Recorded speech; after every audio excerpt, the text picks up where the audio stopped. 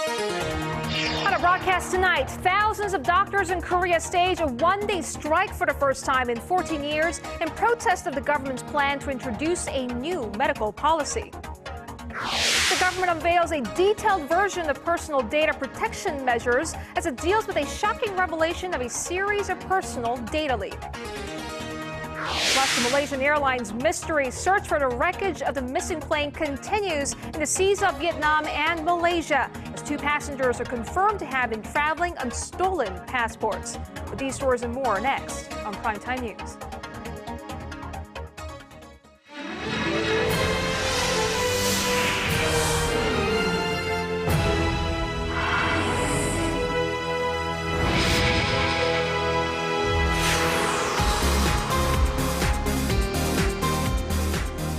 Good evening to our viewers in Korea, and hello to those of you who are watching from around the world. It's Monday, March 10th here in Seoul. I am Yoo Ji-hye. And I'm Sean Lim. Thank you so much for joining us. We begin with a highly anticipated labor strike. Thousands of doctors in Korea took part in a one-day walkout this Monday in protest of a government plan to enact reforms in the medical sector. In turn, the government has vowed stern measures. Our Kwon Soa has more on the doctors' first collective medical suspension in 14 years. A one-day strike led by the Korean Medical Association began earlier this Monday morning and ended at 6 p.m. Doctors refused to provide medical services, and many hospitals across the nation were closed. The government ordered doctors to return to work immediately. The Health Ministry's estimates say that 29% of doctors nationwide participated in the walkout, while the Medical Association puts the figure at 47%. Although some patients were inconvenienced by the strike, it didn't cause as many problems as initially feared. President Park Geun-hye has reiterated the government's vow to take legal measures against striking doctors, including a 15-day business suspension. 국민에게 피해를 주는 행위에 대해서는 반드시 책임을 묻고 법과 원칙에 따라 엄정 대응할 것입니다. It's regrettable that we had to make the extreme decision of closing hospitals and not treating patients. I am resentful toward the government. The KMA strike was called in protest of a government plan to introduce a telemedicine system that would allow for patients in remote areas to be diagnosed via webcam, smartphone, or even email. KMA doctors say it will impair the quality of medical services. The Medical Association is also up in arms over a government move to run for-profit subsidiaries. While the government says it will improve the nation's medical industry, the KMA says it will only lead to a hike in medical bills. Doctors are concerned the reforms could eventually lead to privatization of the medical sector. Following Monday's walkout, the strike will transition to a work-to-rule action starting Tuesday and running through March 23rd, meaning doctors won't work more than 40 hours a week and will treat patients for no longer than 15 minutes. A full 6-day strike is then planned to begin on the 24th, which, unlike today's action, could also include the closing of emergency rooms and intensive care centers. The medical strike stands to be the largest in 14 years, and with negotiations between both sides at a stalemate, some fear it will continue for the long term. Kwon Soa, Arirang News. And following a series of security breaches by financial institutions in the country, the government has unveiled a set of preventive measures. They include tougher punitive actions to the improvement in the data management system. But our Na Hyung-kyung tells us whether this will be enough to keep our identities safe. From the latter half of this year, financial institutions will only be able to ask for customers' resident registration numbers at the initial application stage. After that, people will not be asked to provide their registration numbers, but instead be asked to verify their identity through other safer means. The registration numbers have been at the center of a recent series of high-level personal information security breaches, and toughening their use is a key part of a package unveiled by the government on Monday to fight widespread leaks of personal data. Financial institutions will also not be allowed to keep collected information for more than 5 years after the final transaction. Apart from the information that's absolutely necessary, all other data that the financial institution either has or has provided to a third party will be destroyed. The police and the prosecution will jointly and indefinitely crack down on breaches. The government has also tightened the penalty system. If a company is found to have used illegally obtained personal information to make profits, it will be fined 3% of the total sales made through using the data. Also, a fine of up to 5 billion won, or roughly $4.7 million will be levied on firms that leak customer information. Officials reaffirm that customers will only have to give just their basic information, such as their registration number and date of birth, for receiving financial services. People will also be given the option to retract on an agreement to provide personal data and also block telemarketing calls from financial institutions. But industry experts are already questioning whether these measures will be effective, saying most of them have either been practiced or are merely a reiteration of similar policies from the past. 나현경, Arirang News. Korea, the world's most wired nation, is looking to beef up its information, communication, and technology infrastructure this year. The ministry in charge says it plans to funnel nearly 5 trillion won, or roughly $4.6 billion into the sector. Our Kim Young-gil has more on where the money will be spent. Korea's Science Ministry says it will inject 4.9 trillion won, or some $4.6 billion into the country's information technology sector this year in order to fuel economic growth and enhance the country's overall competitiveness. The Ministry of Science, ICT and Future Planning says the money will be used to fund numerous projects in central government agencies that were initiated by regional governments. $1 billion will be used to strengthen IT research, while another billion will be used to upgrade the nation's information and communications technology infrastructure.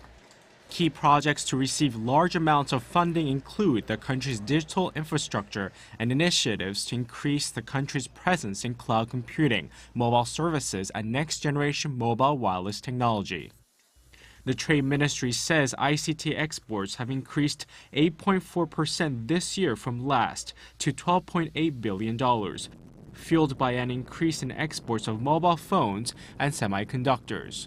That gave Korea an ICT trade surplus of $6.6 billion in February, which is a 1.6% increase from the same month last year. Global technology research group Gartner says the world's ICT market will grow 3.6% this year, fueled by a recovery in the smartphone and semiconductor markets. Kim Young-gil, Arirang News.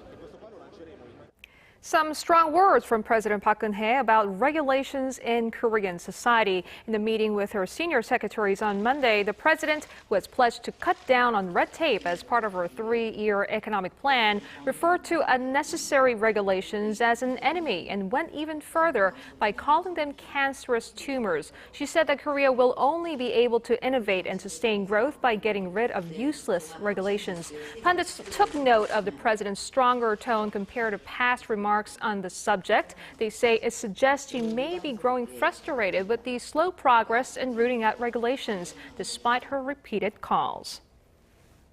The ruling Senate Party and the main opposition Democratic Party are gearing up for the upcoming June 4th local elections. The Senate Party has confirmed it will begin reviewing candidates for their primary elections starting next Sunday. The ruling party said it expects the process to be wrapped up by late April.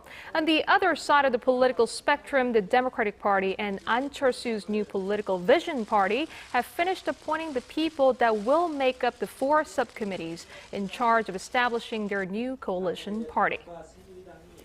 Pope Francis is coming to South Korea. The presidential office of Cheongwadae has confirmed that the Pope will arrive in Korea on August 14th on the invitation of both Seoul and the Korean Catholic Church. During his 5-day trip, Pope Francis will attend Asian Youth Day events in the central city of Daejeon, beatify 124 Koreans, and also pay a courtesy call to President Park Geun-hye. The pontiff, who expressed his adoration for Korea when granting the country's 3rd cardinal last month, is expected to call for love and peace on the Korean peninsula and in Northeast Asia. He'll be the first pope to visit Korea since Pope John Paul II in October 1989. Over now to elections in North Korea. The communist state held its first parliamentary elections under the current leader Kim Jong-un, which pundits say stand to further consolidate his power base. And the result, 100% of the vote went to the young Kim. Our Connie Kim has details. North Korean leader Kim Jong-un has been elected to a new rubber stamp legislature in the nation's first parliamentary elections since he assumed power. The North's official Korean News Central Agency said Monday that Kim won with 100% of the vote. All voters in the number 111 Mount Baekdu constituency voted for Kim Jong-un in the 13th Supreme People's Assembly. The Supreme People's Assembly is North Korea's utmost sovereign organization, the equivalent to South Korea's National Assembly. The nationwide elections are expected to consolidate Kim's power base after the recent purge of close aides, including Jang Song-taek, was executed last year. Analysts say the elections will likely promote officials depending on their loyalty to the young leader. There is also a high possibility that Kim Jong-un's younger sister Kim Yo-jong will hold a key position in the Supreme People's Assembly. She was listed along with senior officials of the Central Committee of the ruling Workers' Party. Korean Central Television called Kim Yo-jong after Hwang Byung-seo, the vice department director of the Workers' Party. This means that Kim Yo-jong could hold a similar position because of when her name was announced. North Korean experts speculate that Kim Yo-jong will replace her aunt Kim Kyung-hee in taking care of Kim Jong-un's slush funds. The turnover rate of the new Supreme People's Assembly, which has a total of 689 deputies, is expected to be 40%. Aside from Kim's appointment as deputy, the rest of the results have not been announced. Connie Kim, Arirang News.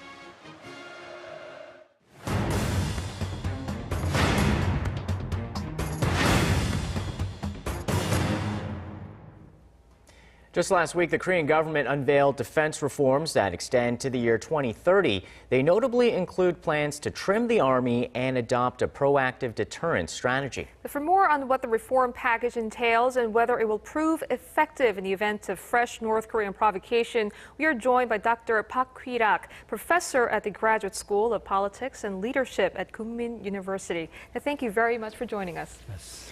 So, Professor, what are some of the standout measures and strategies of this new defense reform plan? I think the most conspicuous thing I found by the defense reform plan is the consistency with the previous administration. I think that most of the Ministry of National Defense is very cautious in this defense reform and be very gradual in its implementation, I believe. Right, well, let's dig a little more deeper into this reform package. So the number of troops will be cut by more than 110,000 by year 2022. Could this mean that we'll see a shortage of soldiers to maintain stability in the case of an emergency? Yeah, I think there is some shortage, and I understand the people's worry about the reduction of the personnel. However, I think the reduction is not choice, but mandate. Due to the very low birth rate of South Korea.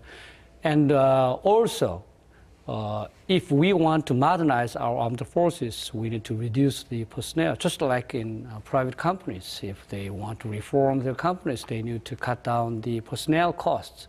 So under the plan, the South also plans to reorganize its frontline corps-level units into central players in military operations. What does that exactly mean, and does this indicate that we expect a frontline conflict? I think, do you know the all echelons of military units? The lowest one is squad, and platoon, company, battalion, regiment, division, corps, and army. Army is the highest echelon in Korea, is commanded by the 4-star general. And we have 2 army commands in Yongin and Wonju. The plan of the Ministry of National Defense is to combine the 2 army commands into one in the future and redistribute the assets 2 army commands have right now to the core commands. So it makes the military more responsive. Yes, more responsive and more flexible, I think, yes. Well, another notable change in the reform package is Seoul's adoption of a proactive deterrence strategy to the current active deterrence strategy. Now, how do these two differ, and will it prove effective in dealing with North Korea's provocations? Our armed forces found that the only plausible option in case of North Korean nuclear threat or nuclear attack is to preempt strike the nuclear weapons. So we would like to purchase more equipment to find the targets in advance and to strike and destroy the targets very precisely. Well, speaking of defense spending, the defense budget constraints have some people concerned. The military wants to increase by 7.2% a year, but it's grown by about 4.2%. Do you think we need to spend more on defense? I think Ministry of National Defense set up a new priority and be ready to cancel some less necessary projects in order to focus on more urgent and demanding projects. All right, Dr. Park Hee-rak of Kookmin University, thank you very much for joining us this evening. Yes, my pleasure.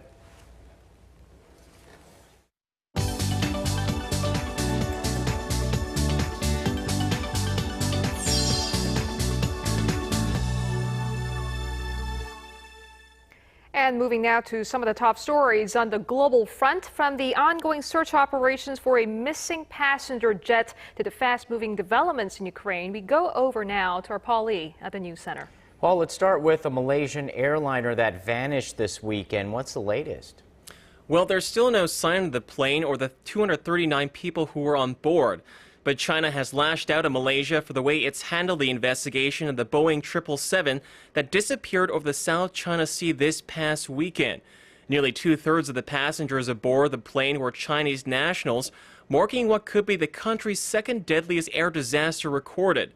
Malaysia Airlines flight MH370 took off from Kuala Lumpur on Saturday, but vanished from radar en route to Beijing. There have been sightings of oil slicks and reported pieces of debris, but international efforts have failed to find the wreckage. As of early Monday, 40 ships and 34 planes from 9 countries had joined the operations, with a search area expanded to include the Malacca Strait. Well, reports say that terrorism hasn't been ruled out, especially as Interpol has confirmed at least 2 passengers on board have been traveling on fake passports. Now, any news on who they are? Well, Malaysian authorities say they have recently identified one of the 2 passengers of the missing airline that used stolen passports. Police Inspector Khalid Abu Bakar has been quoted as confirming that the suspect is not a Malaysian, but could not divulge which country he is from yet. Khalid added that authorities are still trying to find out whether the suspects came in legally. Well, Paul, going back for a moment to the criticism being lobbed at Malaysia, what more could authorities there have done? Well, Sean, most of the criticism coming out of China's state-run media is focused on Malaysia's national carrier and aviation officials. They say families of the victims should have been notified more quickly and that stricter security checks should have been in place to prevent the 2 passengers from boarding with stolen passports.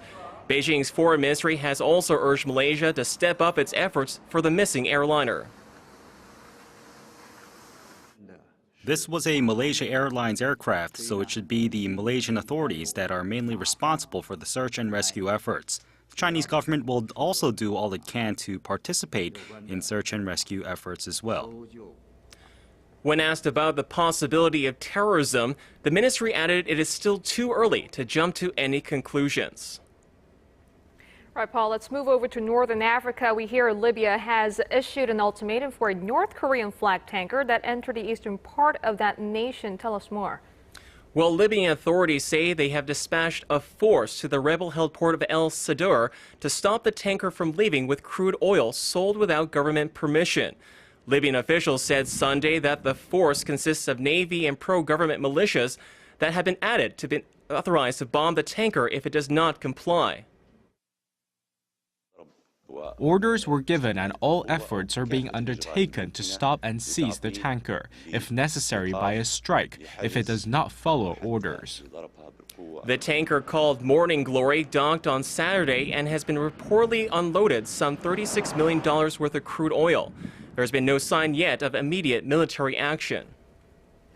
And now let's move over to Europe, where the Ukrainian crisis continues to unfold. What can you tell us there? Well, tens of thousands of Ukrainians have held rival pro-unity and pro-Russian rallies, with Crimea at the center of this geopolitical struggle. Crowds of pro-Russian Crimea residents carried a giant Russian flag through the streets of Simferopol on Sunday, ahead of an upcoming referendum on March 16th, which will decide whether the current Ukrainian region should rejoin Russia. Western countries have dismissed the referendum as illegal. U.S. President Barack Obama has invited Ukrainian Prime Minister Arseniy Yatsenyuk for talks at the White House. The two leaders are expected to discuss a support package of more than $1 billion in economic assistance. That wraps up our look at international stories making headlines around the world. I'll see you back here tomorrow night. All right, thanks, Paul.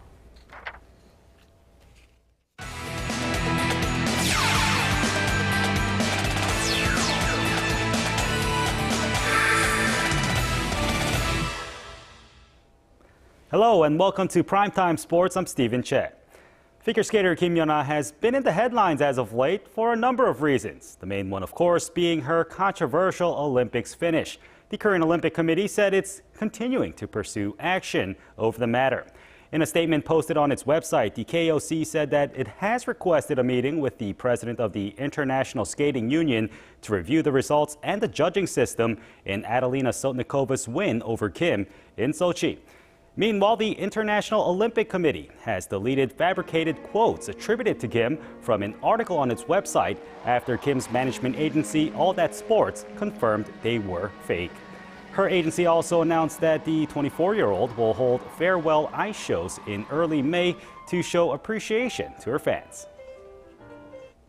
Moving on, but staying on the ice, South Korea's short track speed skaters dominated at the Junior World Championships in Turkey, winning 7 gold medals in 10 distance categories. They won a total of 16 medals in 8 events and cemented themselves as the best in the world. And speaking of the best in the world, heading to the greens, the world's #1 ladies golfer Park In-bi earned her first win of the year at the European Tour's World Ladies Championship. Capping off a wonderful weekend of golf, Park won with a score of 24 under, beating out the world's #2, Norway's Suzanne Pedersen, by 5 strokes. Meanwhile, the pair of Park and Yoo So-yeon won the team portion of the tournament for South Korea with their combined score of 40 under. And going to the men's side, a confident Patrick Reed beat out the field at Doral to win the WGC Cadillac Championships. He scored a combined 4 under par over 4 rounds in the historic win.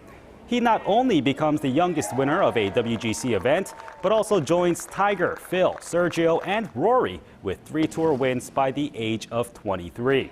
In a post-win interview, Reed said that he has now proven himself, going on to say that he felt like he was in the top 5 in the world.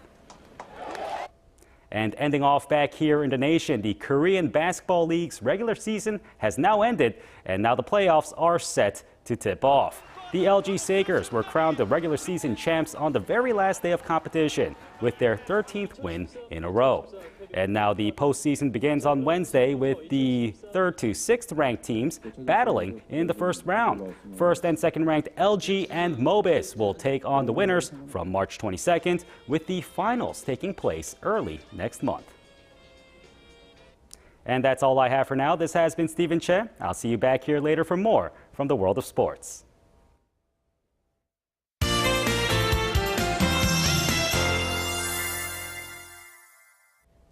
It was a dry day here in the country with multiple reports of forest fires. For more, let's turn things over to our Kim Bo-kyung at the Weather Center. Bo-kyung, what's the latest? Well, guys, the dry atmosphere and strong winds contributed to at least 4 forest fires today alone. As you can see, dry weather advisories have been issued throughout the country. Now, March and April are the driest months here in Korea, with humidity levels at around 50%. Now, things are looking very dry over in Daegu, where levels are down to 19%. trend. Nationwide showers, that is, are forecast on Wednesday, which may continue through Thursday in some regions, and this will hopefully appease some of that dry air. After the showers, there's no news of cold snaps for a while. However, the temperature gap between the day and night will continue. Taking a look at the current conditions, due to a high pressure system from the West Sea, we're seeing clear skies across the map, and these conditions will continue through tomorrow. Otherwise, there looks to be around a 10-degree gap temperature between the day and night tomorrow, so please be prepared for that on another round of dry day. Moving on to tomorrow's readings, Seoul starts off the day at 0 degrees with a high of 12. Gwangju and Busan reach 16 and 13 degrees respectively. Moving on to other regions, Daejeon and Jeju make it to 14 degrees while Dokdo tops out at 9. That's all for now, and I'll be back with more updates after midnight. Thanks, Po-kyung.